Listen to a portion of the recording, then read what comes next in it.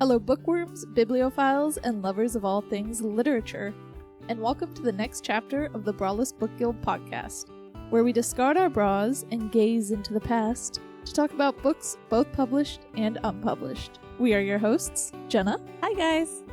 I'm Marissa, and this is Megan. Hello. And before we get started, let's talk about what we're drinking. Megan, what are you drinking today? I'm drinking just a regular Thai tea. Thai tea. Like Thai tea. orange, kind of milky one that's really good. It comes in the powder form. That's probably the cheater tea, but it's very tasty. Yeah, I mean, I have powdered chai tea, so I mean, it works. Yeah. I think it's just dehydrated tea, really, at that point. I mean, obviously, the chai tea I have is actually spices and stuff, but I think that at that point, for that one, it's just made Thai tea and then dehydrated, and then you rehydrate it. With sugar and milk? Yep. Milk powder or whatever? Yeah. Yeah. All right. Well, hey. Cool. Thanks. Hey, it works. Tea is tea. What are you drinking, Jenna? I'm drinking the toasted hazelnut tea, and I added a chocolate hazelnut syrup to it with a little bit of cream. Double the hazelnut. I'm pretty excited about it. I have yet to sip it because it is really hot right now, but I'm excited to try it. When I sip it, I'll let you guys know if it's delicious. Yeah. There you go. I know mine's hot right now too, so I have not quite sipped it yet. But in theme of what I'm going to be talking about this episode at the very least, I am drinking Boston 1773, which has to do with revolution and rebellion, so that's why I chose it. It's perfect. But it's basically just a black tea. It's the English breakfast. Yeah. It's an English breakfast tea. Yeah. Which the tea shop that I used to work at is nice and cheeky and thought, English breakfast would be perfect for the tea that they threw in the Boston Harbor. So. Yep. So that's what I chose to drink today. Yeah. But yeah, leading into that, hey, happy Pride Month, everybody. Happy Pride Month. Hey, this is the first chapter of our Pride Month, I guess, little section. We are going to be talking about, history of Pride and Pride literature, and I'm going to give everybody a giant history lesson because I went down a rabbit hole. I love it. We love it. But we also kind of separated ourselves so we weren't all talking about the same thing. So I'm going to give you guys kind of that nonfiction. First of all, give you a background. My plan is to give you a background on LGBTQ community in America, specifically like the 50s, 60s, 70s era. And then talk about some nonfiction books that I've read or haven't read but know is recommended. Then we'll move on to, I think Jenna's going to do more of a contemporary, and then Megan will finish us off with some sci-fi fantasy. Yeah. Yeah. So a big important thing for Pride Month is, a lot of people say that the reason why Pride Month is celebrated in June is because of the Stonewall Uprising, also known as the Stonewall Riots. How much do you guys actually know about the Stonewall Uprising? I know nothing. Oh. I probably know a little more than Megan, but I definitely am excited to learn more because I'd say what I know wouldn't fill my teacup. I think I was somewhat in the same boat as you, Jenna, especially prior to this specific topic that we decided to talk about, because like I said, I fell into a rabbit hole of going into it where I knew just enough to be like, yeah, this is my history, but I didn't actually study my history because this isn't really taught in schools, Right. At least not while I was going. Yeah, and I don't know if it is now or if there's any lucky for them out there. it's in June, so they don't have to discuss it. Yeah, right. They're like, it's summer, we don't care about that topic. Has nothing to do with gay people. No. But yeah, it actually is quite interesting because it is that time of people fighting back against a lot of things. There was, all the black activists going out, the women's right activists going out, and gay LGBT gender activists going out. But we only really learn about the first two. Right. So a little bit before Stonewall, back in the 50s, there was the whole McCarthy scare going on. Yep.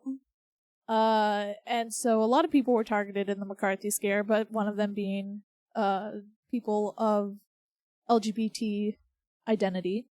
And with that target, a lot of people were getting fired from their jobs. There was a lot of advertisements going out that were like anti-gay people talking about how, they're going to try to lure you in and, corrupt you and all of that stuff. And The gay agenda. Yes, completely ruin the idea of the like nuclear family having your 2.3 kids or whatever. And you're it's supposed still to have. going on right now. Yeah, not quite as extreme, but it still happens. So yeah, we have that whole McCarthy era. They had the Red Scare of going after like the communists, but then they called it the Lavender Scare for going after gay people. And things became illegal. It was illegal to cohabitate with somebody of the same gender. They made sodomy illegal. You had to have a minimum of 3 articles of clothing that matched your gender. That was actually a thing of like cops would come up and check to make sure that you were dressed according to your gender.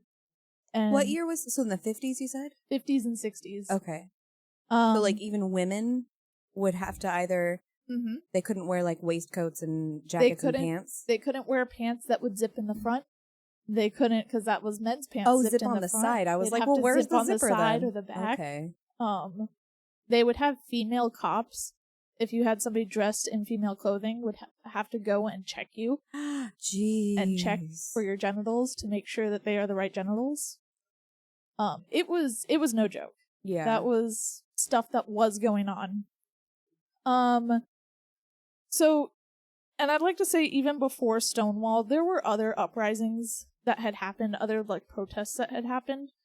But the thing with the gay protests, especially at that time, they weren't getting any press. Like, nobody was writing about them. None of the main media was covering them. So that's why, even though there were other ones beforehand, the Stonewall was the one that kind of was the turning point. Right. There were also other activist groups going on during that time. I always freaking forget their names. It's such a big one, and it comes up so many times. The Mattachine group was this group of mostly men. Okay, in all fairness, I would forget that name too. That's kind of a unique name that would be easy to forget. How many times I've read that name though? But the Mattachine group was mostly a group of gay men, but women were in it too. And their whole goal was to show like, look, we're just like you. We're gay people, but we're just like you. So the men dressed as men, the women dressed as women. They were all about like peaceful talking, like totally like acceptance and integration into society, not like a force against it. Then you also had the Daughters of Bilitis, I think is how it's pronounced, which is like it was a lesbian refuge that started in San Francisco and then started to grow and became like this newsletter and stuff throughout all of America. Right. So this is all still pre-Stonewall. Well, and I think I was thinking about it, and I was thinking the hard part too is you talked about how there's no there wasn't as much press for it, but even probably getting people to join these groups and put themselves out there is really hard because unlike being black or being a woman, you can hide what you are if you are LGBTQ. You shouldn't, but you could. And so many people were in the closet and just didn't want to out themselves and then become, pariahs. Yeah, definitely. There's, and I mean, a huge prop to the people out there that were just themselves during that time. There was so many stories about that, and things that I learned, was like, sex change operations were happening back then. Oh, wow. I didn't think it happened that far back, but I watched a history. I watch a lot of Bailey Sarian on YouTube. She does murder mystery makeup, and then she also does dark history. And she did a whole thing on like gender changes, like surgery, and how like dark it was and bleak it was, and how like the percentage of people who were happy with their surgery and the percentage of people who like the infection was so bad or they just didn't care. But the doctor that she mostly covered had like no... Was it Dr. Brown? I don't remember. It was like a couple years ago or last year that I watched it. But he did it because he genuinely thought he was helping people, but he never cared about like the aftercare that is needed to make sure that they are, okay. Yeah. And was just like, okay, my job is done. Good luck to you, kind of thing. And it was pretty rough. Yeah, there's it was probably him. I don't know Okay. much about him, but I guess there's this notorious doctor. He was in California, I think. He was called Sounds Dr. familiar, Brown. yeah. And he had this whole like this spokesperson for him was this very beautiful passing woman. And so everybody went to him thinking, "Oh, this is what I'm going to get." And like everybody got butchered basically when they went to him, to a point where there was one person that wouldn't leave her apartment. Oh, because she just was so upset and so messed up. But yeah, so that was going on, which is awful, but it's still crazy to me because there are success stories of gender or sex change operations and stuff like that. Like I read a story of somebody who they thought it was going to be really hard, and they went through all these lawyers to get their birth certificate changed and everything so they could marry their girlfriend, and found out it was like, hey, just have your doctor's note and this fee and like bring it in. Yes. And we'll change it. Yes. And I'm like, that's really cool. Yeah. Because there were times that it was easy. Not to say it was easy as a whole, but like just there that were times. Little bit. But yeah, so that's going on. The whole idea of homosexuality and why people were scared of it was being presented as a mental illness. And it's been presented as a mental illness for a long time, and even is brought up in stuff like the Immigration Act.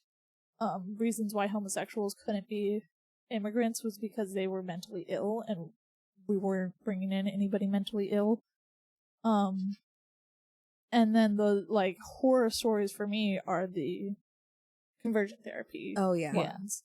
Because they would go through, I think the most obvious one, or the most recognizable one, is the shock therapy of them showing images and then shocking you and conditioning you that way. But they also had this drug that simulated drowning. So they were basically waterboarding people to try to change them. And then, of course, they had the lobotomies that they would go through. Yeah. So it's like that's the stuff that really scared me, got to me. Like, yeah, laws suck, and we need to rebel against that, but the people that were actually going through these tortures, and some of them were voluntary. Right. Some, because people legitimately thought they were ill, and they were trying to get better. Right. So that's what messed me up. Like, it sucks when you're being forced to go there by a family or whatever. 100%, that's terrible. I can't imagine volunteering for that. Yeah. So all this stuff's going on in the 50s, right? 50s, 60s. In New York, they had a ban on selling liquor to homosexuals. It was New York City or New York the state? I think the state had the ban, but definitely New York City. Because this is where Stonewall is in New York City. Okay. I just assumed Stonewall was in San Francisco, so that shows you how much I know nothing. Yeah, no, Stonewall's New York City, on Christopher Street.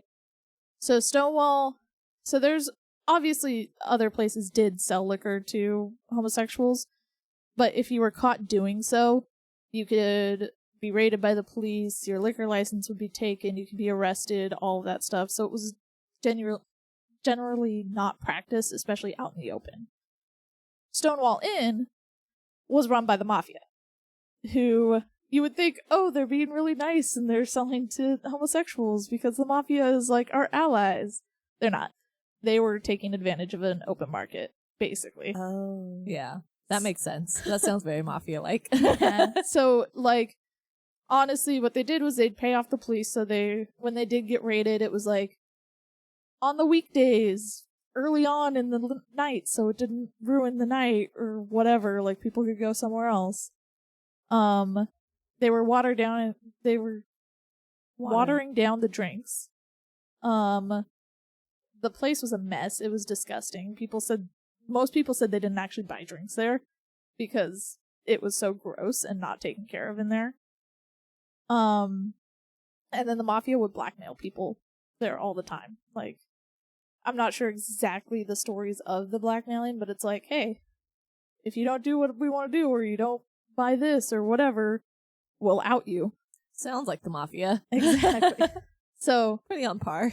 So when you first think like, oh, Stonewall was run by the mafia, they loved gay people. No, they just loved money, and they took advantage of that. Can you explain?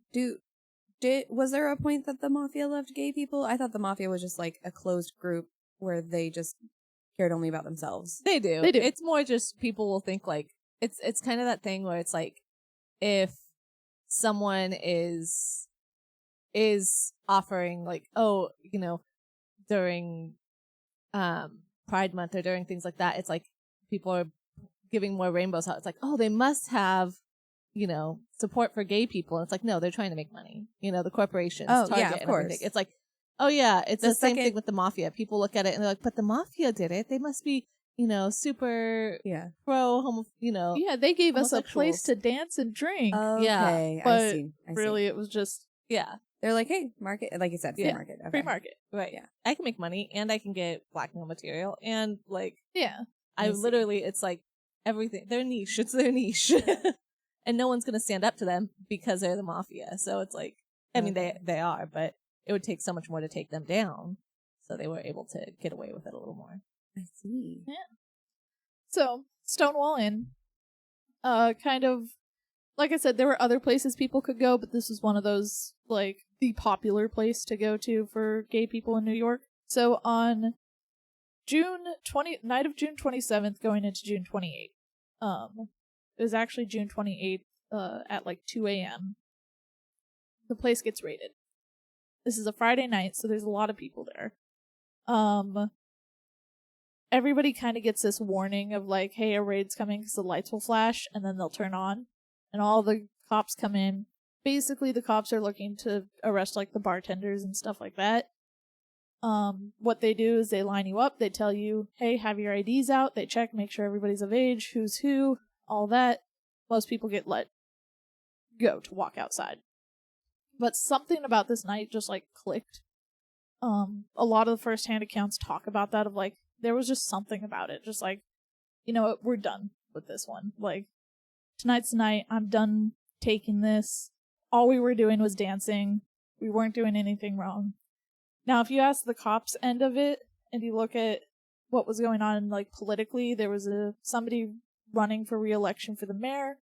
So he was really, like, cracking down on, like, illegal alcohol sales and stuff like that. So really, they were just going after, like, the mafia and the illegal sales. They weren't there to arrest gay people necessarily. But gay people saw it as a personal attack. Yeah. And so they say, like, when the first people started strutting out of the building, out of the bar, it was like they were strutting, they were like waving and like making a big show of it.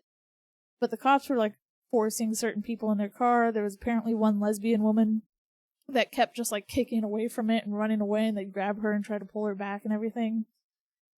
And it kind of gathered this crowd out in the street where people were seeing this, and people were running around telling their friends, hey, they're raiding Stonewall. They're raiding Stonewall. Come on, let's go watch. Let's go see what's going on. And all of a sudden, this huge crowd. Question. Yes. Are these like all other gay people, or are they just like normies? Mostly gay people, because that area... They all lived in that area? Okay. Yeah, that area, because it's Greenwich Village, so that area is very much a gay populated area. Okay.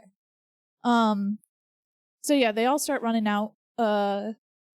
People are like yelling at them, like yelling at the cops, calling them names, saying they shouldn't do this. They start throwing like pennies at them, and then dimes, and then nickels and quarters, and just throwing all of this because two different accounts. Some people say they're throwing pennies, calling them coppers. Oh, Ha ha ha. Clever. Other people were throwing pennies and dimes and nickels at them, saying that's their payoff because they kept getting paid off for these raids and stuff like that. So they were throwing, well, here's your payoff. And then all of a sudden, people start throwing bottles, and this crowd just starts surging. And it's like 6 cops. It's not like a whole like task force that's out there. yeah. And this crowd grows so big and condenses in on these cops so much that they eventually go, let's go inside. That's a safer place. Let's barricade ourselves inside. So they go inside and barricade themselves in there. And then people, different accounts too of how this happens, but basically they try to set Stonewall on fire. Like people start throwing Molotov cocktails, or somebody just threw lighter fluid in a flame of some sort. Becomes a whole big thing. And this lasts for like 6 days. Whoa. Like, the biggest night is that first night, but after the first night, different groups of people are like, we're rioting again tomorrow night, and we're doing it again the next night. And are the cops in Stonewall the entire time for 6 days? No. Oh, okay. They're only in there for, like, I think 45 minutes, they say, before they burst out again. They're calling for backup. Okay. Eventually, like, the riot crew basically shows up, but still the citizens are outnumbering the cops at this point. Right. They're kind of giving them the runaround, because it's like this weird, like, corner area that they go. So the cops will, like, push them down the street, and they'll just run down the other street, come back around, and go on the other side to, like, push back at the cops. Yeah. And, like, yeah, people are angry, they're throwing stuff, people are getting beaten. There's, like, accounts of people doing, like, a chorus line, like some drag queens doing a chorus line in front of the cops. As one does. Yeah. So it's just this huge uprising, and it's one of the biggest things that gets attention from so many different, like, news outlets. This is also right across the street from the Village Voice, which is a newspaper or magazine or something like that. So that gets some coverage there. So basically this whole riot thing becomes that cornerstone of, like, gay people are fighting back. Yeah. Because nobody expected gay people to fight back, really. Right. They're all like, oh, they're all sissies. Like, they're all these men that act like women, and women aren't strong, so... Yeah. Because this is 1969. Yeah, right. So, basically, they were all surprised. They did not expect this riot to happen. Shocked Pikachu face. Exactly. So it was one of those first times that, like, gay people really showed how strong and united they were, and the power that they had. Yeah. And people were just so surprised at how overwhelmed the cops were getting that it was fun for a lot of people. It was scary, but it was fun to be like, look, we have the power over them. Right. So yeah, obviously that sparks a lot of, political stuff going on, and liberation movements and all of that. But on the 1-year anniversary, they decided they were going to march down Christopher Street, which is where Stonewall is, Christopher Street. So some gays, they thought it was going to be like 6, maybe 12 people. Sorry, one other question. Yeah. Was there any repercussions because the mafia was involved? Mafia, so... They weren't going to back you, but they weren't going to... A lot of them were making those accusations of like, oh no, we're all on the up and up. We're like, we're doing everything the right way, so it's fine. They actually ended up having like a free open store because supposedly the cops, when they went into the bar, like smashed the jukeboxes and all of that and took the money out of all of them. So they were like, well, we don't have any money anyway, so I'm just gonna give away all this liquor. Oh, so, okay. Yeah, I'm sure there was. I didn't read too much into like the mafia's reaction to it. Okay. Because more of it was... We don't care about the mafia. Yeah, and more of it was about the repercussions of the gay rights movement. Okay, so I guess my worry was if the mafia was like, oh, well, it's the gays' fault. No. Okay. Not that I saw. So that they would then go back against the people there and be like, no, it's all your fault. So I'm glad that did not happen. No, mafia hates cops more than they hate gays. Okay. There's a hierarchy here. Yeah. Everybody hates the cops. That's what the lesson was at that Okay. time. So yeah, a year later, they decide to do this march. And they thought it was going to be like 6 to 12 of them. And they start down the street. And people just start piling in and joining this march. And by the time they get to the park at the end of the street, there's like 10,000 people. It's like that slow motion, I'm thinking Avengers or whatever, where there's like one person walking in slow motion towards the camera and then one person like adds on to them and then another, and then 10,000. Yeah. That's the ultimate Avengers right there. Yeah. So they did not expect 100 people, let alone like 10,000 people to join them. And so that was on the 1-year anniversary, and that was technically the first Pride March. Wow. Oh, cool. Pride Parade. Fun fact. Yeah.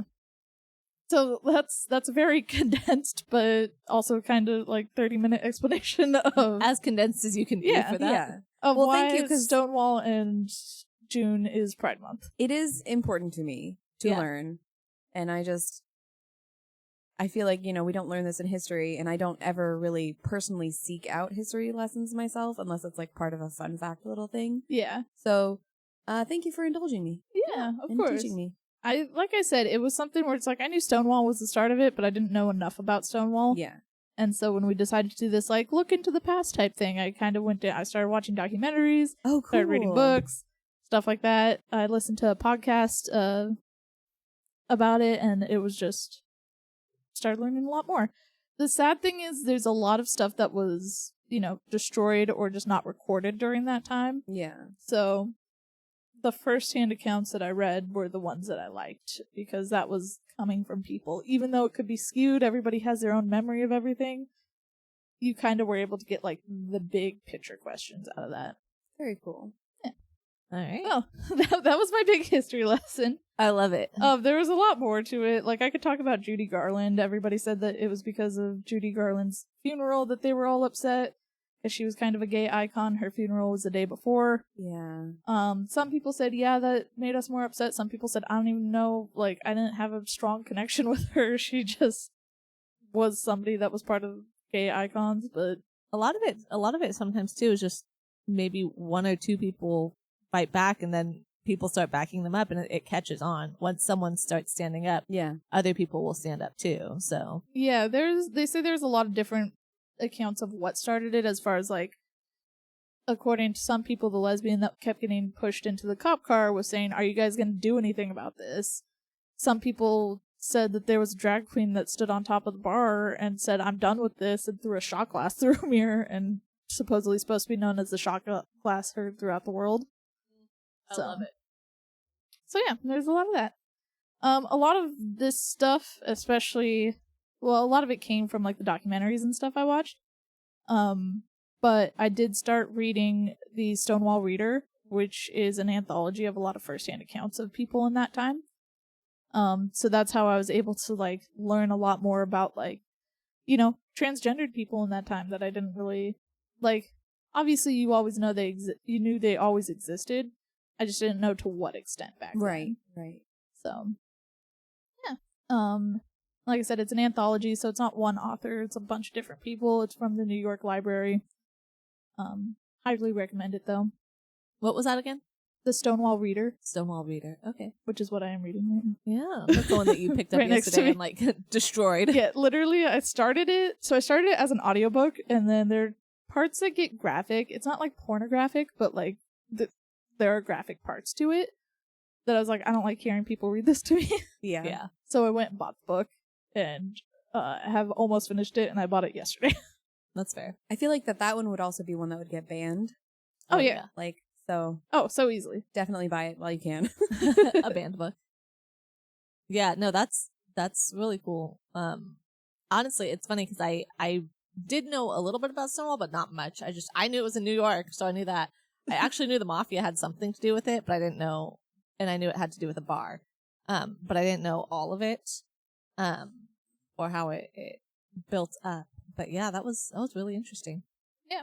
Like I said, the first 2 days were like the big days of it. Like the first night, obviously, the second night a bit more, but at the third night is when it was kind of a turning point more for the police end of it. I think both people were getting tired and the police were getting more prepared of like, okay, these people are crazy. Yeah.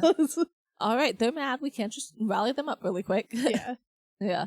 It's interesting because it's like the 60s really were the time when riots and protests and it's the Vietnam War and that was the time of revolutions, but it is something that we just don't talk about as much. And it wasn't really until I think maybe the last 10 to 12 years, I don't even know, that it feels like Pride Month kind of took off and people kind of started paying attention to it and getting more of an idea of where it came from.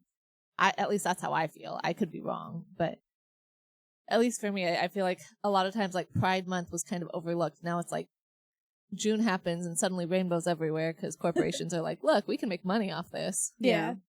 I definitely think it's crazy because it's grown so much because, Right. you know, originally Pride, especially like the Pride parades and celebrations were kind of this rebellious act, and now it's more of like a party. Right. But I do remember when me and you went that one year, I think it was like 2018 or something like that. Yeah. That's when they did like the projection of the like riots and stuff like that, which I now know a lot of those were reenactments because the actual footage of that time, there wasn't a lot of it. Right.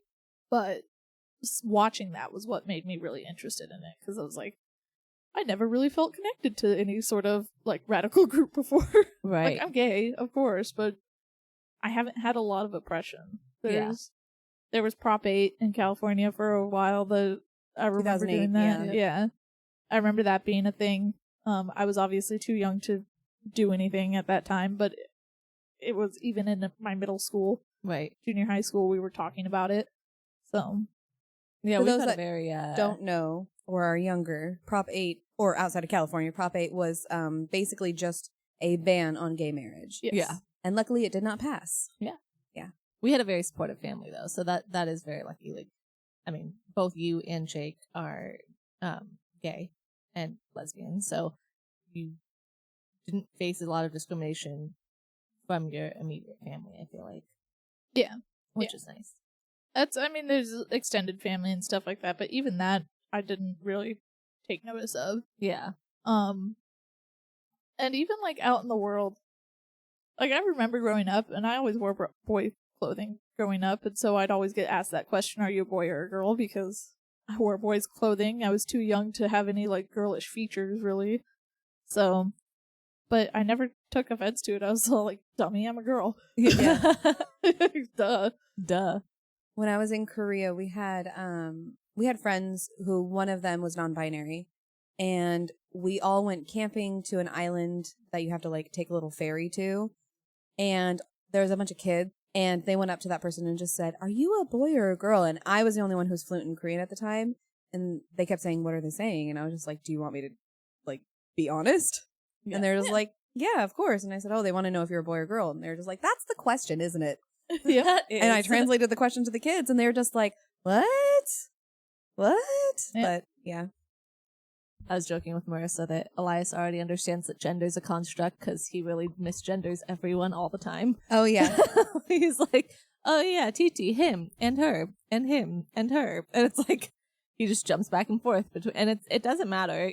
He'll literally call Bluey a girl or a boy, or Moana as a girl and a boy sometimes. And it's like, there's no difference. It could be anyone. yeah.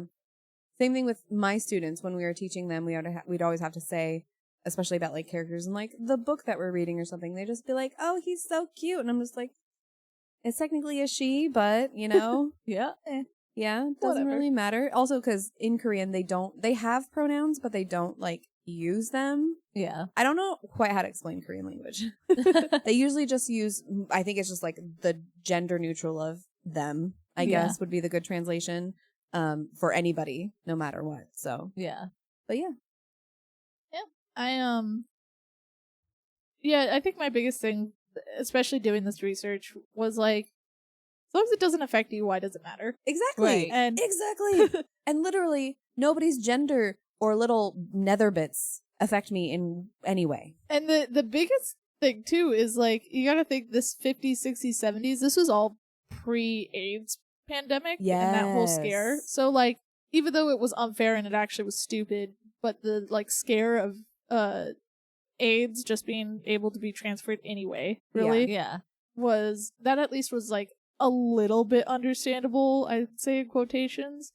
It gave the scare a actual quote unquote target or Yeah. repercussion Yeah. is what it felt like to them. Like, oh, if you're gay, you're putting me at risk because you might have AIDS. And it's like, none of that is actually true. But in their mind, there was an actual repercussion for people that weren't gay. Whereas before it was just, you're going to destroy the nuclear family because you don't want to have a family. Exactly. Yeah. And the craziest thing to me, and even like now, like current stuff going on, but back then especially, like during the McCarthy administration, it was all about, or the McCarthy scare, it was all about firing gay people, finding them and firing them, especially from government jobs. And so, like, there's this story in the Stonewall Reader of a guy who was, I want to say an astrophysicist or something like that. Dang. Graduated from Harvard and everything, and got fired from his job. And he wrote 2 letters to 2 different presidents being like, look, you guys are always talking about how you need these people that are able to do the jobs that you need to be done, and I am able to do that job and you're not letting me do it. Yeah. And he's like, I fought for this country. I love this country, but apparently this country doesn't love me because they don't want me to do the stuff that I want to do to help this country. Right. Yep. And I'm like, how do you do that? Like, if somebody is out there, like, trying to help you and is talking about how great you are, how are you putting that person down and saying you don't want them? Exactly. Yeah. It's horrible. But Yeah.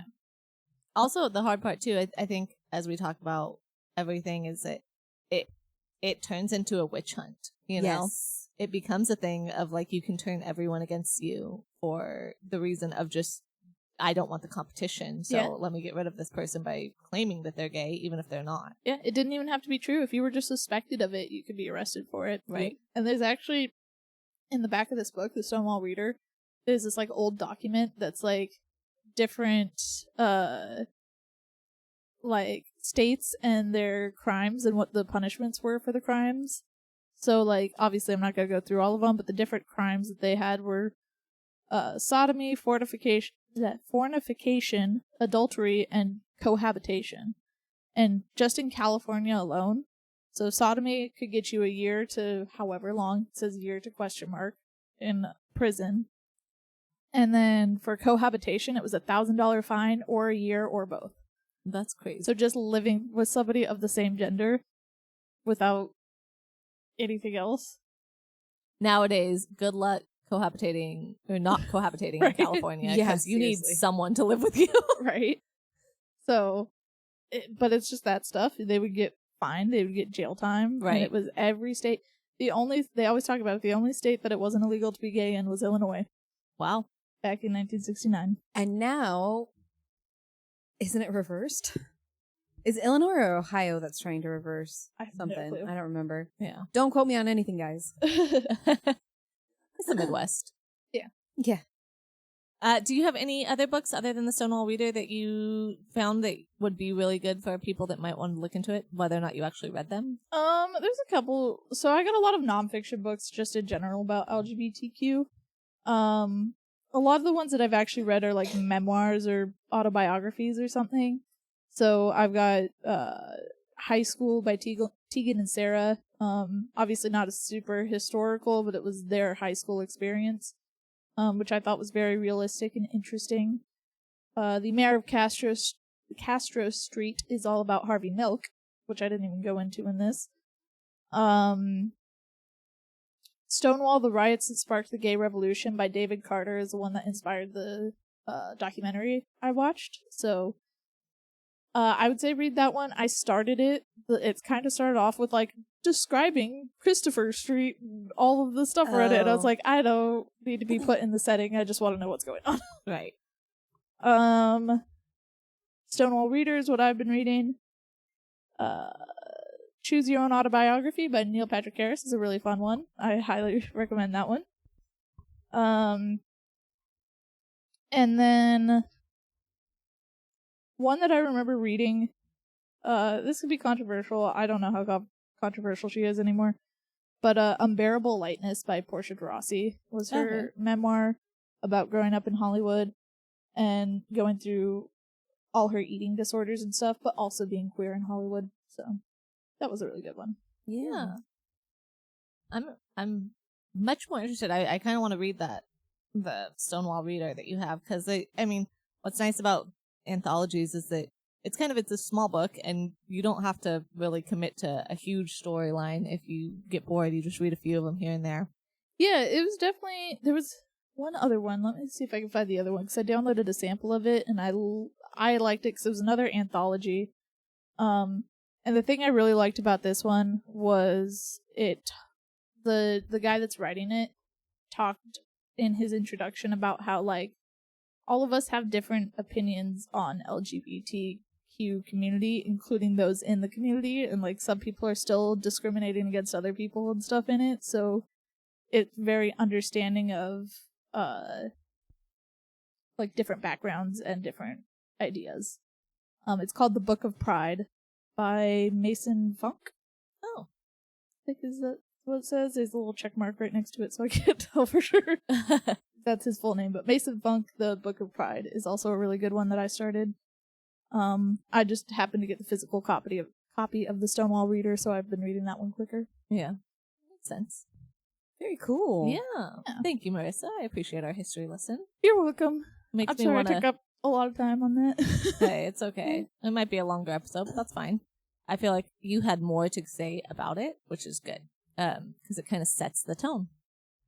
Yeah. So I guess we'll just jump into mine then really quick. Yeah. Tell us about some contemporary, Jenna.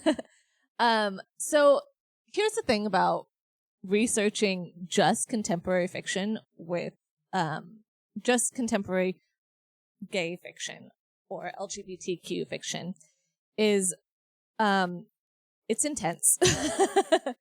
But there wasn't just one moment where it was like, yes, this is when it started. It's kind of like being like, what's the history of books? Because it goes all the way back to Greek mythology, is really where it starts, at least as far as we can tell.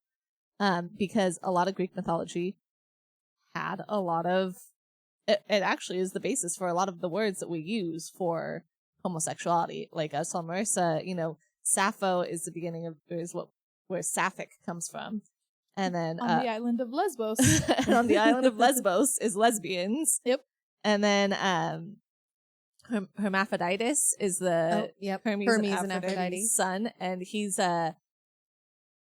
they are often shown as having a penis and boobs and hips. So that's where hermaphrodite came from. And so and then they talk about tales of, like the gods changing your gender. Like, oh, you pissed off Hera? Guess what? You're now a woman for a while, It's just like normal for Greek mythology. It was something that was well done. And because Rome was just like, hey, Greek mythology sounds interesting, let's just change the names and use the same stories. Yeah. It also followed into Roman mythology too. And all of that. But then we hit into like the Middle Ages, and they pretty much start censoring because Christianity takes form and takes over. And so everything kind of starts getting censored. And if it was even talked about in the first place, they just change it to make it heteronormative. And then you kind of run into this point where gay authors and lesbian authors publish things pseudonymously, and they use coded language to be able to tell their stories. And so, like, there are novels out there through that time that would fall into contemporary fiction or contemporary gay fiction, but they aren't explicitly gay. And so, like, we talk about it. And so one of the first recognized American gay novels is Joseph and His Friend. It's a story of Pennsylvania by Bayard Taylor. I always want to say Baynard because I want to put an N in there, but it's Bayard Taylor. And it's from 1870. And it's the first novel that explicitly deals with gay themes and relationships in America. But I think it was still even kind of coded and not explicit. It was, it dealt with it, but it didn't straight up say, hey, the novel is and his friend. Yeah. Like, they were roommates, guys. They were roommates. That being said, I didn't read the book, so I can't tell you exactly. That just makes me think of the episode of The Office where Oscar, after he's been outed at the office, he like leaves and Michael's like looking down at him as he's leaving and going, oh, there's his roommate Gil. I wonder if he knows that Oscar's gay. I'm just, okay, Michael. It also makes me think there's a post on Tumblr somewhere that if you look up any like gay tag, this post will come up at some point. That's like, it's a quote. It's like, but the text didn't explicitly say, and they're like, obviously you didn't take an English class. Oh my gosh. Right. The curtains were blue because he was depressed. Right. Okay, sure. Maybe the curtains were just blue. Yeah. So that is considered the first gay novel written by an American author, making it a turning point in the representation of LGBTQ stories in American fiction. And it is the novel's plot and characters directly explore a male and male relationship, making it a landmark in gay literature. So it pretty much like opened the way for gay literature and allowing more people to come out and start writing more openly. And they might do it pseudonymously or make it a little bit more coded, but it was less coded than it had to be in the past. After that, I'm going to be honest, it went crazy, and I really can't tell you all the novels out there. If I tried to list them all, we would be here for the rest of the day. But I did find some other books that I thought were really interesting and really kind of like landmark books that I thought were interesting. I found that the first lesbian book with a happy ending is called The Price of Salt by Patricia Highsmith. And at the time she published it under a different name too, but now we know it as Patricia Highsmith. I think that's how it worked out. And that one talks about an affair, but it chronicles an illicit affair between a young wannabe artist and a housewife. And I'm kind of curious about it because I want to go back and read the first lesbian novel that has a happy ending. I think that would be cool. It sounds familiar, but probably just because I'm, a In the lesbian lesbian community. on the internet, so I'm sure it's been mentioned at one point. Yeah. It came up in my research as well. It was published in 1952. And then, but yeah, those are kind of like the landmark gay and lesbian books, as far as books that dealt with those. And what I thought was interesting is, just how much like everything was edited before that. Everything, like, I mean, we pretty much tried to wash out anything that led to any like question of homosexuality. Even now we talk about things that are like Greek mythology or Anne Frank or stuff like that, and people were like, no, we can't mention that because people might think, and so even still, I think if you talk to the average kid, they wouldn't recognize some of those LGBTQ Fried green tomatoes. Moments in very popular literature, because they were so heteronormatively washed and changed to make it more palatable. Can I talk about one guy from my Oh, research? please do. Yeah, talk about it. So his name is Craig Rodwell, and he was one of the, I don't know if he was the founder, but he was a big person in the Mattachine group. But he opened a bookstore in New York that was a gay bookstore, which he very specifically wanted to just be gay literature. He didn't want it to be like gay porn literature. Yeah. So like he made a very conscious effort to find the books that are like just books about gay people, not like books about Not erotica fiction. exactly. Yeah. And like, because that was the thing, if you found a gay bookshop, you were finding gay porn. That's what you were going Right. for. But like he's like, no, I want to have this place. And like he had to learn different things of like the lesbians were going to come in there and read the lesbian books, because most of the lesbian books that he had on there were written by men for that like lesbian fantasy. Mm-hmm. So he had to go find other books and talk to his lesbian friends to find other books. And it wasn't easy, but he was one of the first people to have like a gay bookshop. Do you know if it also included gender identity books, or was it just? I believe so. He obviously started out really small. He had like 25 books. I was gonna say. Off. Yeah. So it wasn't a lot, but he definitely, He wanted to be the place that people could go to find what they wanted. yeah, he grew it into a big thing. And Any chance the bookstore's still there? I don't know. I'm actually very curious about that. His bookstore is called, or was called, let me see, because I can find it in here. They mention it pretty quickly in here. The Oscar Wilde Memorial Bookshop. Oh yeah. So he opened it on Thanksgiving Day in 1967.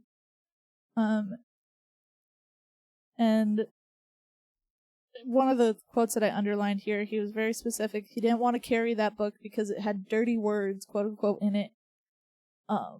Because up until then, people thought of gay bookshops as porno bookshops. I wanted to have literature that presented homosexuality in a good light. So, sorry to interrupt. No, whole history with no, my I history love it. again. I like that we overlap. I like that we talk a little bit about everything, and it's not just one person talking. There was actually a point in one of my things. Continue. I just looked up the bookstore closed on March 2009 due to double-digit declines in sales caused by the economic crisis amid extreme competition with online booksellers, according to Brinster. Yeah. So it was there for a good... Yeah, 1967 to 2009. Yeah, That's so a good 40 years. 42 years. That's amazing, honestly. Yeah. And kind of sad that 2008 was the economic crisis or whatever. Yeah. I know it was the housing crisis, but yeah. That was also when Prop 8 happened, so. Yeah. Yeah, but this was across the country. Yeah. So, actually, that was kind of a perfect little segue for me because you brought up Oscar Wilde. Mm-hmm. I found an interesting fact was, writers in the 19th century became emboldened by forebearers that published other books, and they, which had like featured lesbian scenes and gay characters, and there was even books like the first lesbian vampire story. Carmilla. Yep.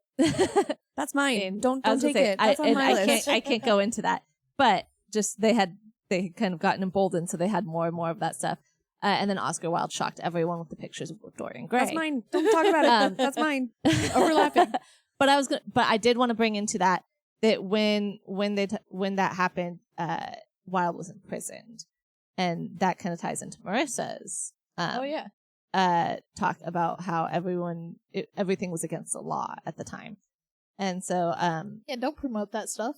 Yeah. That's hedonism.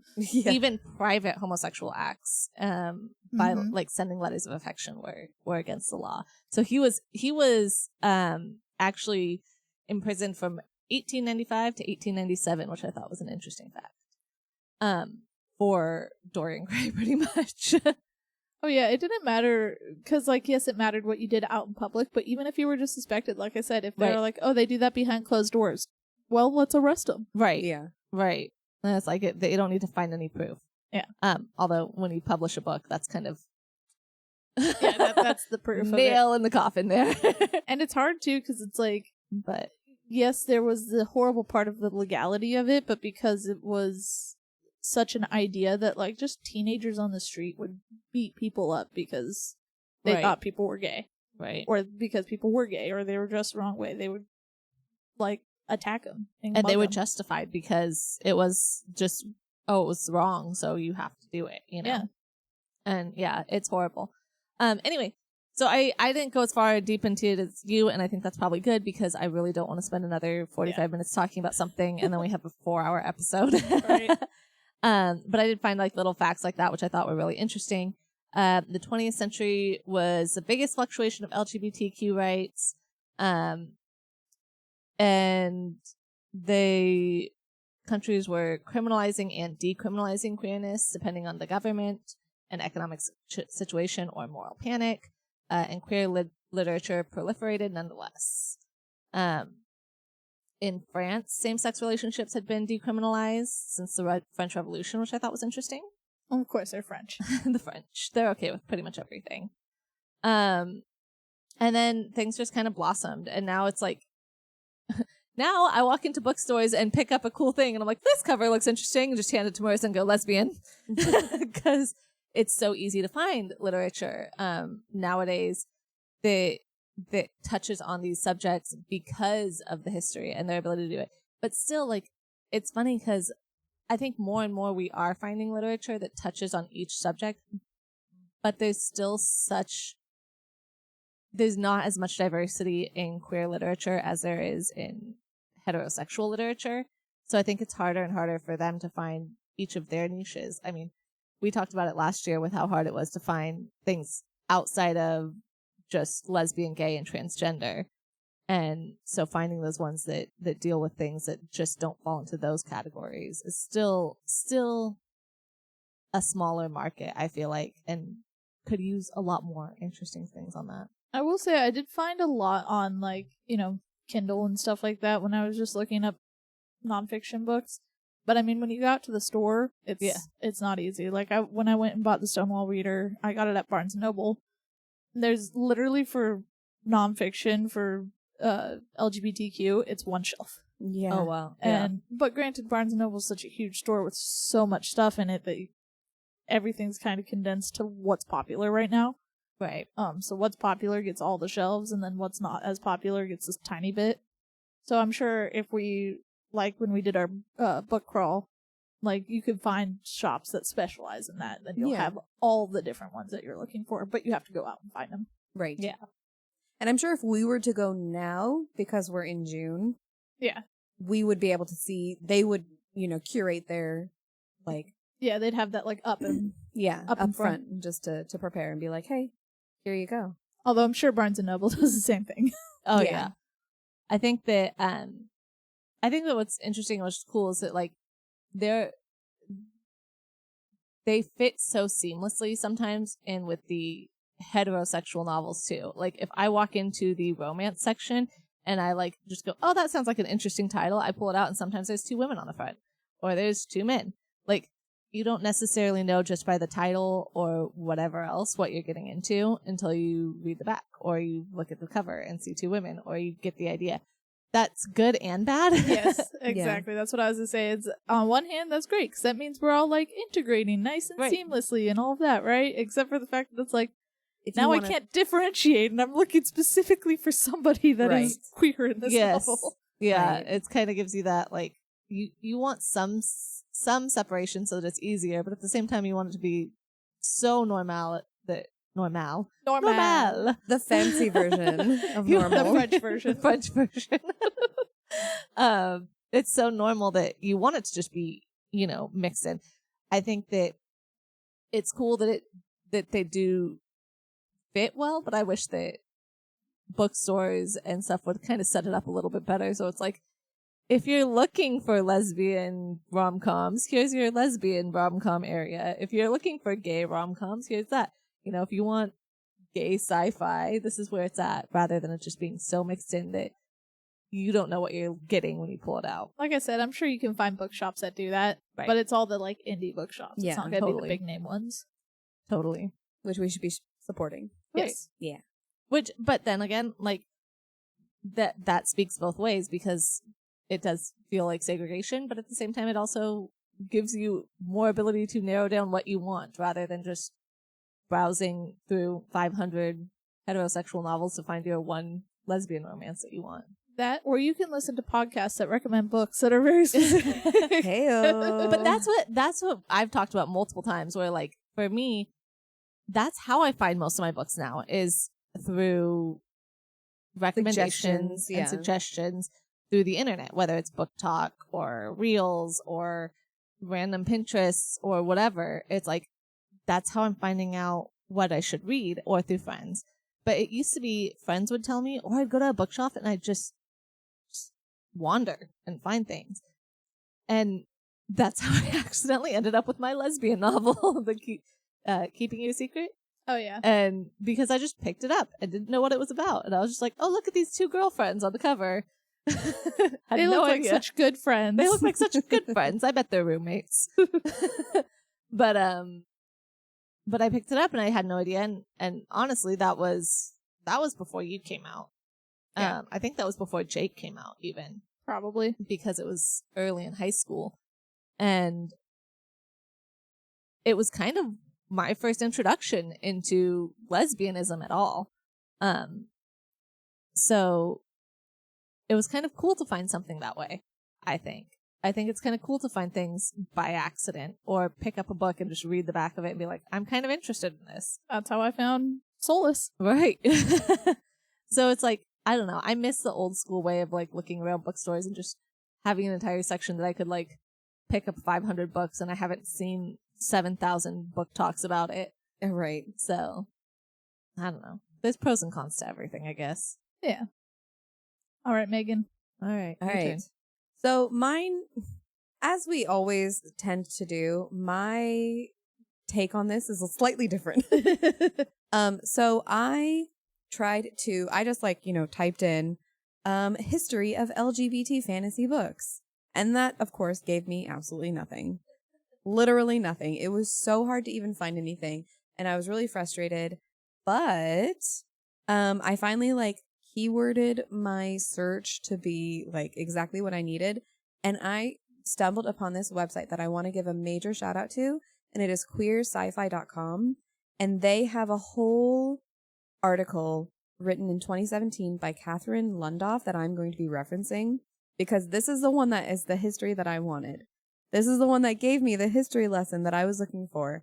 The article is called Out of the Past, LGBTQ Science Fiction, Fantasy, and Horror Before 1970. Wow. So yes, Okay. so I took a lot of my recommendations and suggestions from this specific article. So I definitely recommend reading it, because I feel like the author did such a good job of informing me while also making it really cool and fun. So the first one that I have is William Beckford is a gay author from the Orientalist fantasy. And this is 1786, and they wrote The History of Caliph Vathek. And I wanted to also look up and see what made either the author gay, or not what made them gay, sorry.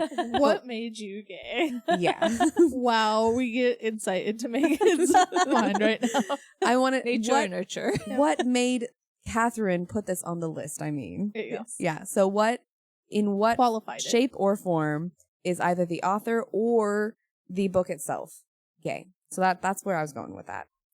Clarify. Please do not cancel me.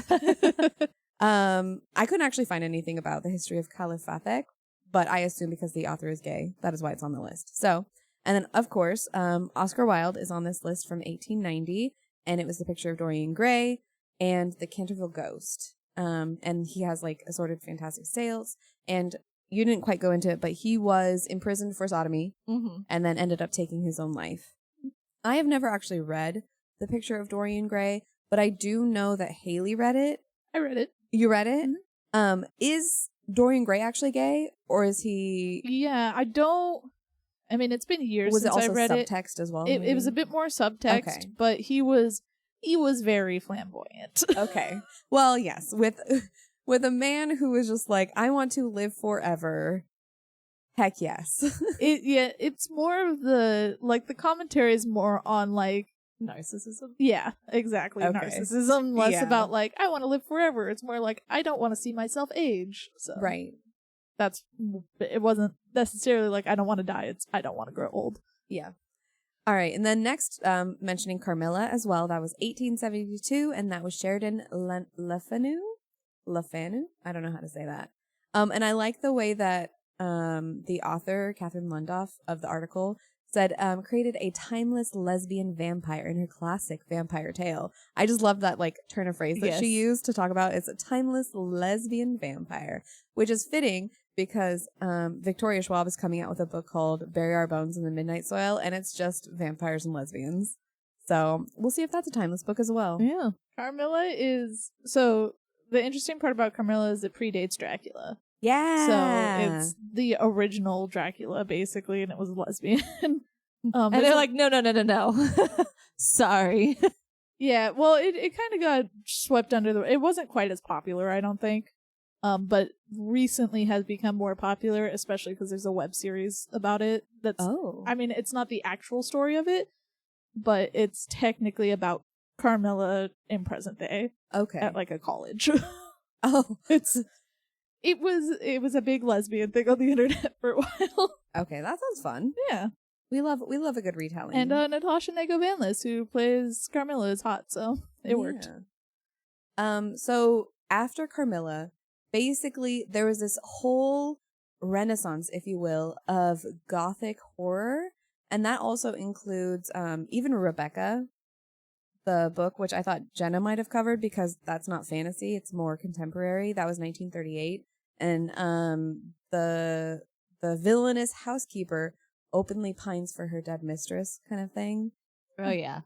It doesn't, but it's one of those also the subtext ones. Like it's super subtext. I've actually read Rebecca, so it would be super subtext. I think that if you were a lesbian reading it, you might be like, oh, she's totally gay for her. But if you were straight and be like, no, I'm not reading any lesbian belief into this, you wouldn't catch on to that. Oh. I read it and I thought it was obvious, but I mean, because she once again, straight up makes Rebecca, or attempts to make Rebecca go crazy because she's just like, you're not my mistress.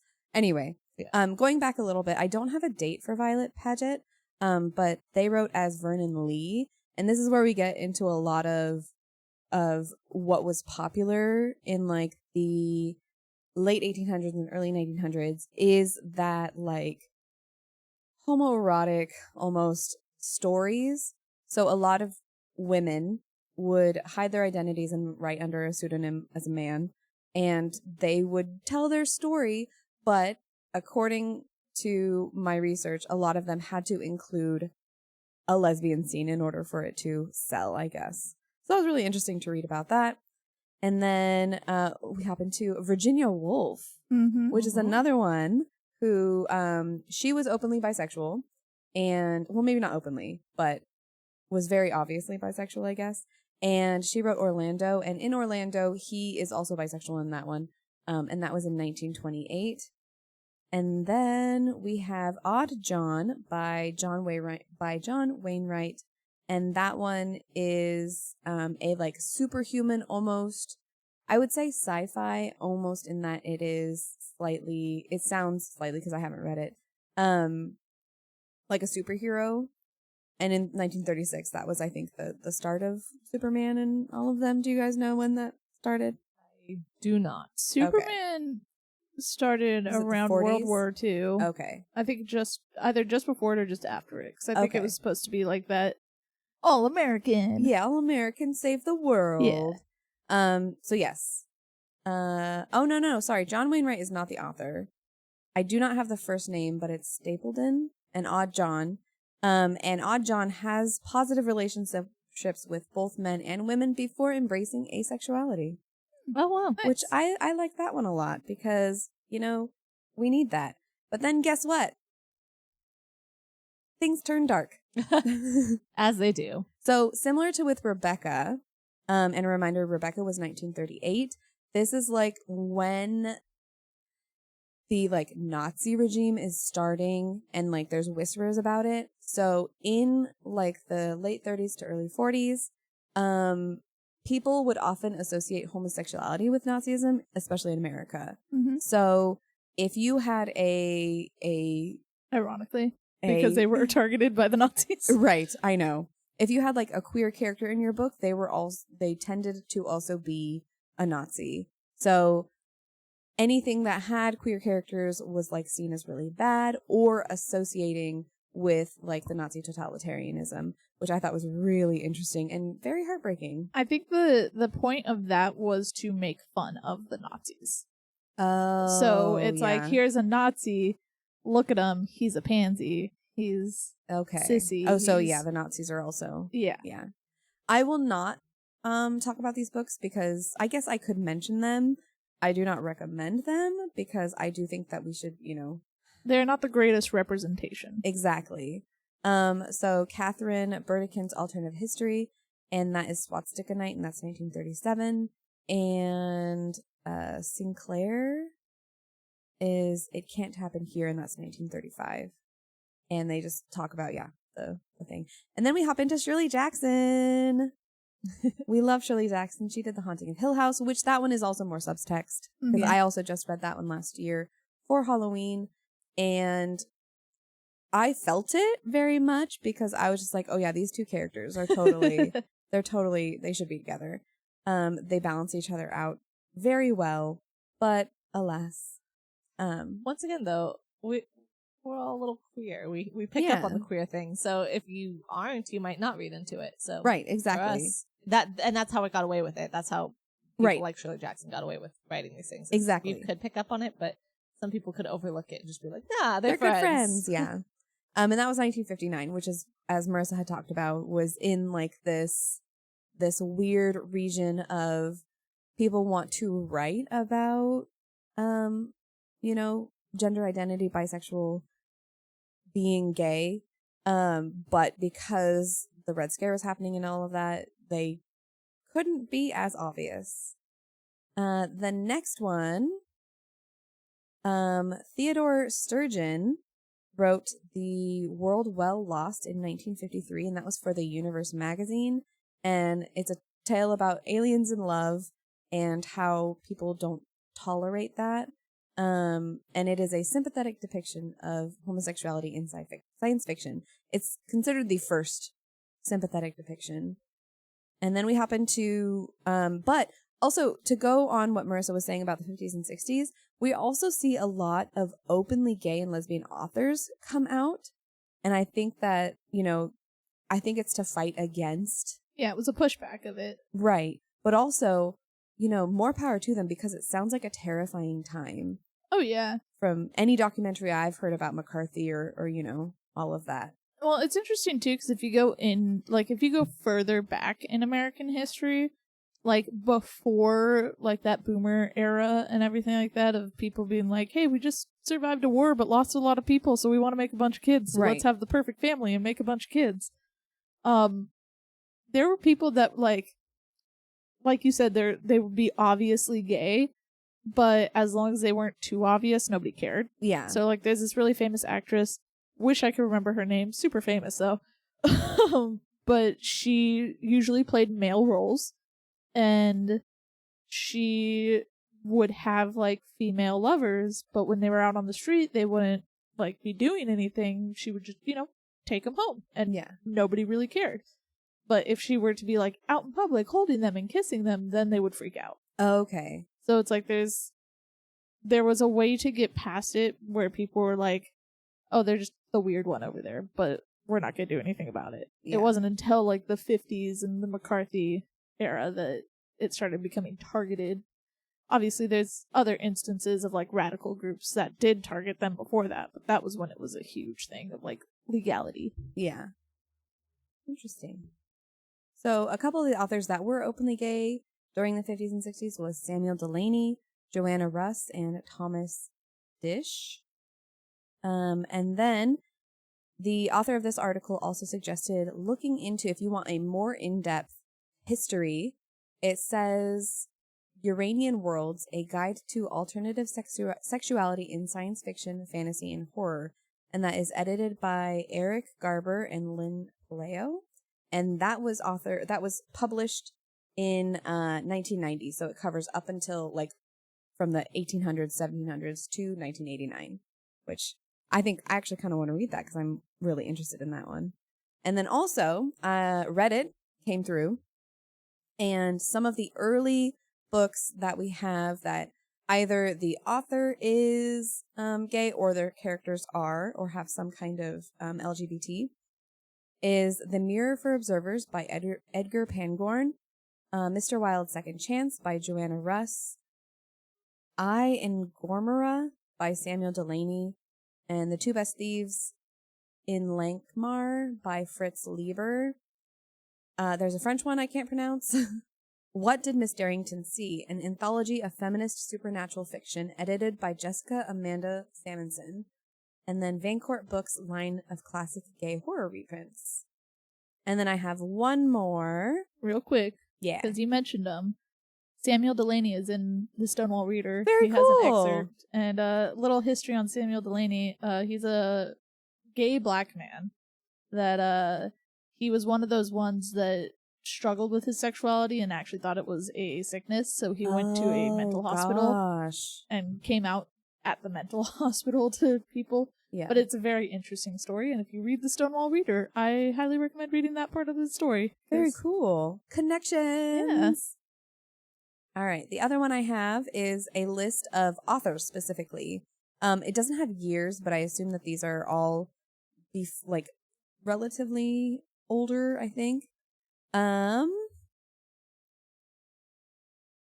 Sorry. This person said, here are some of the lists I have found along with the most strongly represented identity. So I don't know if that's the author or if that's the characters in the book. So these are like these are straight up gay or lesbian. So The Baker Thief by Claude Arsenault, that's aromantic and non-binary, and then it also has gender fluid and bigender. City of Spires by Claudie Arsenault, that's the same guy. Basically everything it says. And then Beyond the Black Door by A.M. Strickland, that's asexual. The Witch King by H.E. Edgman, it has a trans man and gay in that. And Unkindness of Ghosts by River Solomon, that's intersex and genderqueer. And then Bones of Green and Hearts of Gold by K.A. Cook, and that's aromantic. And then The Ice Spritzes Fair Illusion by Dove Cooper, and that's asexual and aromantic and lesbian. I will write all of these down because I kind of have gone through them a little fast. We will have a full list of these for people to go through. So don't worry if you miss any of these. We will make sure you get them. There you go. So yeah, that's what I came up with. Again, it's hard to tell because science fiction and fantasy was also very much lumped together up until I would say the 90s, even maybe the 80s. But yeah, yay. I like it. Quick thing, I'm only talking about this is a Western. Yeah, Right. yeah. This is all Western stuff. So this is for the most part, all I touched on was Western, except for the idea of Roman and Greek. Well, Roman that's Greek Western. mythology, but yeah, That's like I said, my history was pretty much 50s, 60s, 70s. There's obviously a lot in the 80s about the AIDS pandemic and everything that was going on there. And as Jenna has shown us and Megan, that there's a lot prior to that too. But I think because of June month, that's where I was like, I'm gonna focus on what's important to this month. Yeah. Totally. So I did a little bit of extra homework and just want to touch a little bit on because we talked about Oscar Wilde and we talked about Sappho and stuff like that. I wanted to talk about poetry. Yes. And Emily Dickinson. Emily Dickinson. No, it's Emily Dickinson. I'm rewatching Dickinson, and Marissa and I watched it, and look, amazing show. Amazing. Highly recommended. Fabulous. Wonderful. It's kind of like Leonardo DiCaprio's Romeo and Juliet, though. Like, you can't go into it wanting a period piece because Oh no, it's all like it's totally like modern slang and stuff like that. modern slang, just obviously in period setting. Yeah. And it's just great. I love it. Like death is Wiz Khalifa. Yeah. Like yeah. It's great. All of it's fabulous. But I'm rewatching that, and so that had made me kind of look up famous gay and lesbian poets, and we talked about Oscar Wilde, and so I want to touch on Emily Dickinson, Walt Whitman, and I kind of want to look into that, and I thought that just kind of a brief little history on that kind of matches the contemporary theme, so I thought I'd kind of go into that. Sappho was 7th century BCE. Sappho from Lesbos, Yep. as we talked about. She's considered one of the earliest known LGBTQ poets, with her work exploring themes of love and desire for both men and women. Fun fact about Daughters of Bilitis. That's from a poem. I don't know if it's a Sappho poem, but it is a Greek poem about a woman loving a woman. Interesting. Homer and Aeschylus. I'm going to pronounce that wrong, I'm sure. Homer doesn't explicitly talk about Achilles and Patroclus as a homosexual, but later they were. Later authors definitely go into it and they're like, hey, yeah. It's kind of like Shakespeare, who didn't explicitly say, hey, these are gay, but a lot of it is gay. Particularly his most famous sonnet is written for a man. Once the medieval and modern and early modern periods came, they started to do hidden meetings. William Shakespeare and John Donne explored themes of male bonding and love in ways that could be interpreted as gay, although this was often debated by scholars. And then once the 19th and early 20th century came, we started to see more of a growing visibility in this. Poets began to write more openly about their experiences, and although a lot of times they were facing the legal repercussions for it. They were getting arrested or beaten or, just in general facing horrible consequences for it. but this is where we see people like Walt Whitman and Emily Dickinson and Oscar Wilde and those poets.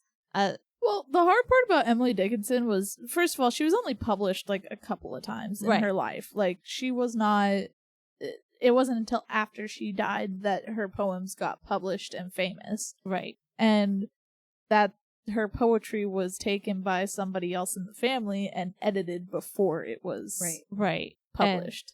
And then later on, it came out more that it was a lot of her poems were towards her sister-in-law, Sue, who married her brother.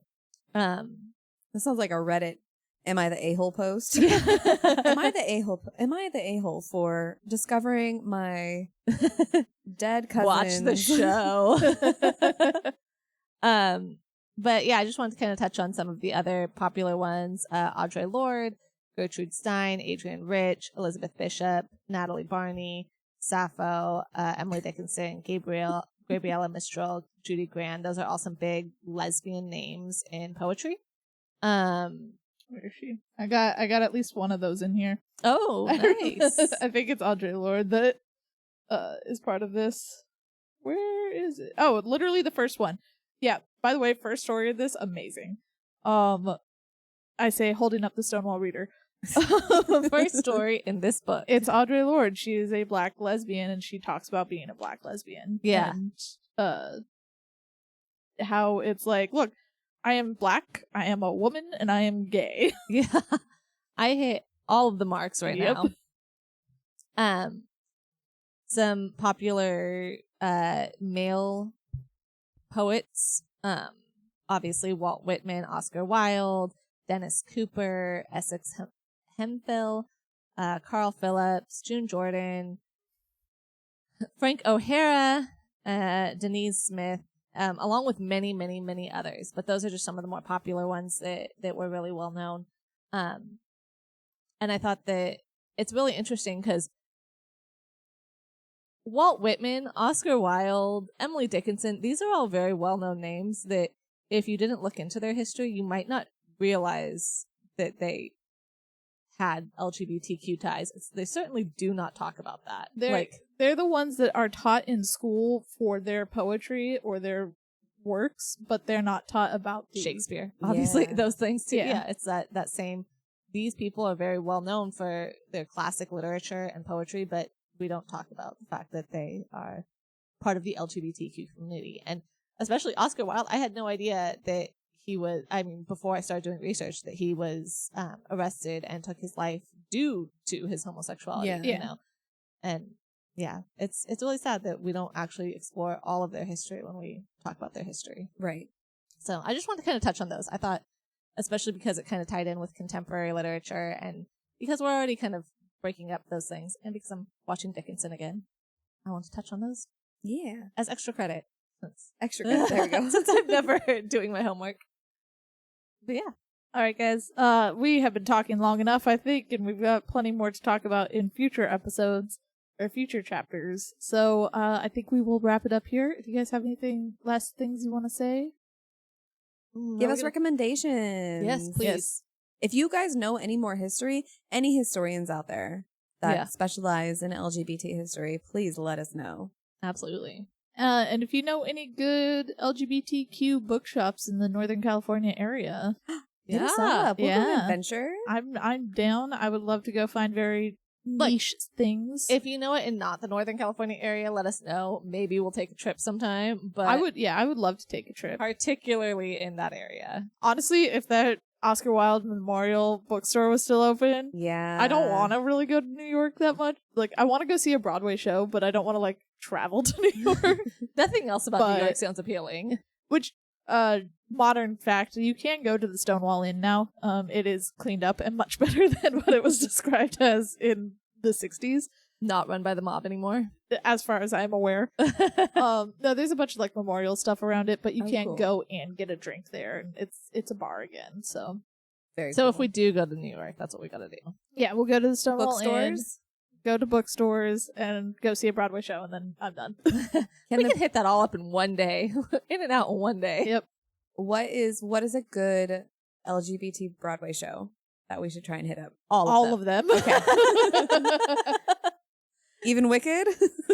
Wicked, yes, but I've seen Wicked Okay. at this point. Like, I'd like to see one that I don't see everywhere. Yeah. I'd like to see the Book of Mormon. That would be a fun one. That would be fun. I don't know. There's a lot that I want to see. Yeah. All right. Are we going to talk about what books we're reading right now? Yeah. Because I am reading an LGBTQ book. So. Jenna's just going to skip over me. Here, Jenna, what book are you reading right now? I just wanted to remind you. That's all. I know. I asked if there was anything else we wanted to talk about before we talked about That's what I wanted to talk about. I think I'm the one who forgets. Not Marissa. That's right. No, I just am really excited to talk about the fact that I am finally reading The Seven Husbands of Evelyn Hugo. Yes. And I really can't wait to talk to you guys all about that.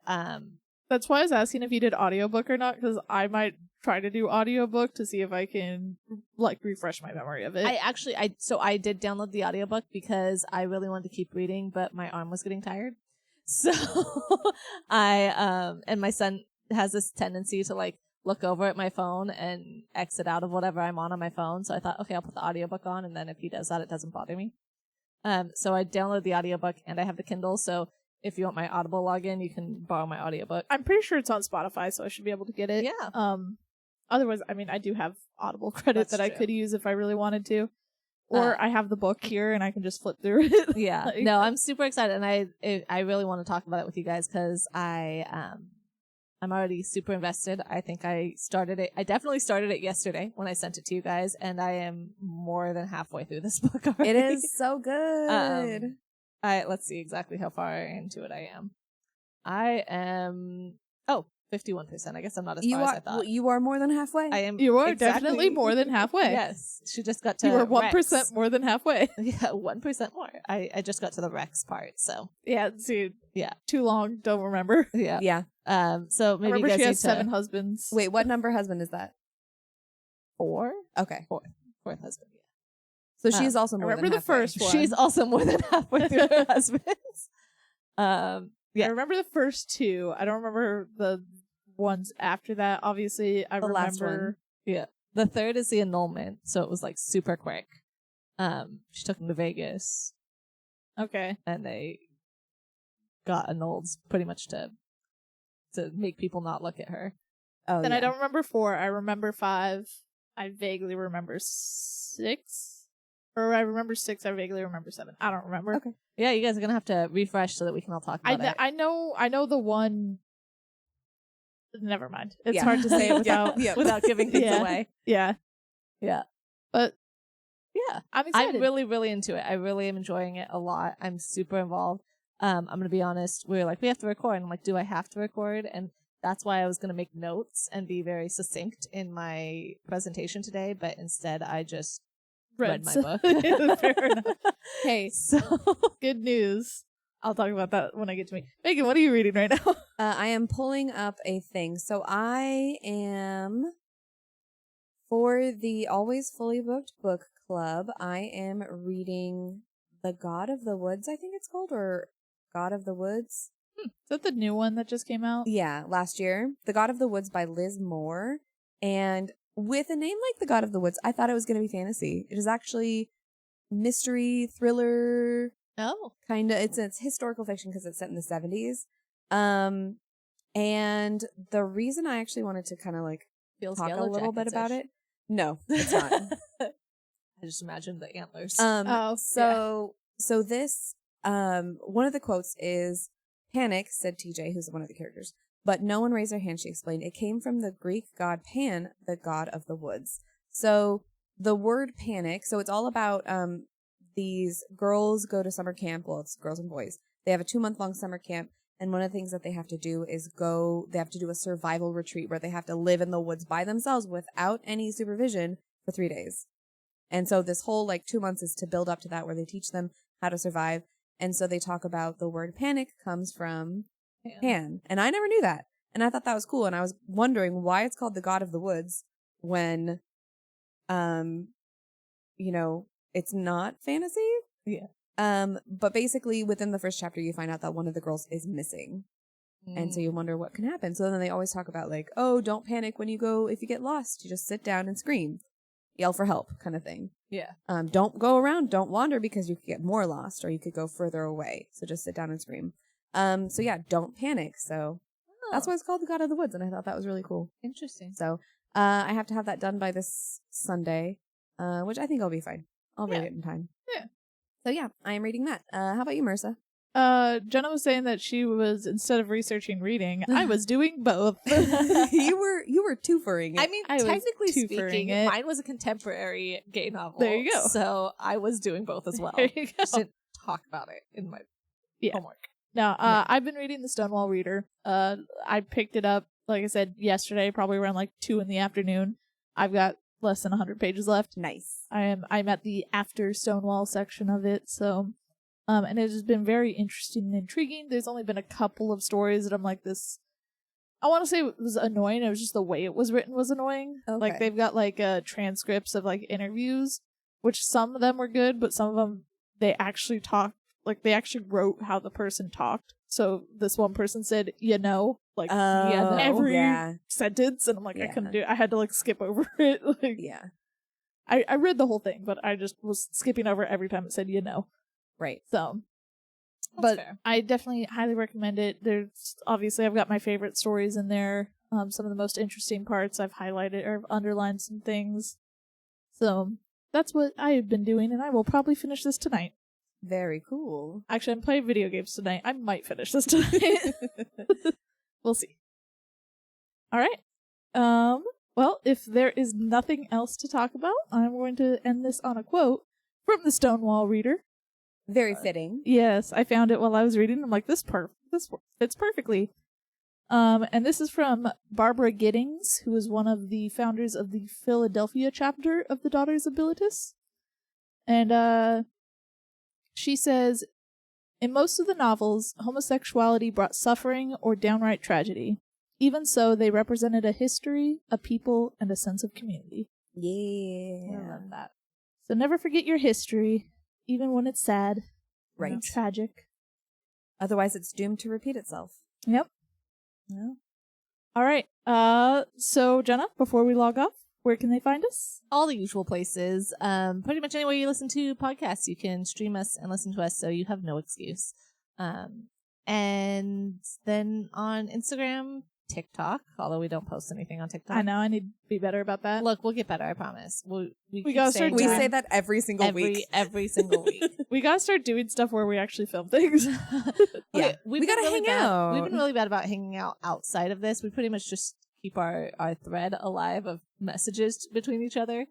But we have to get ready together and do things that involve more social media posts.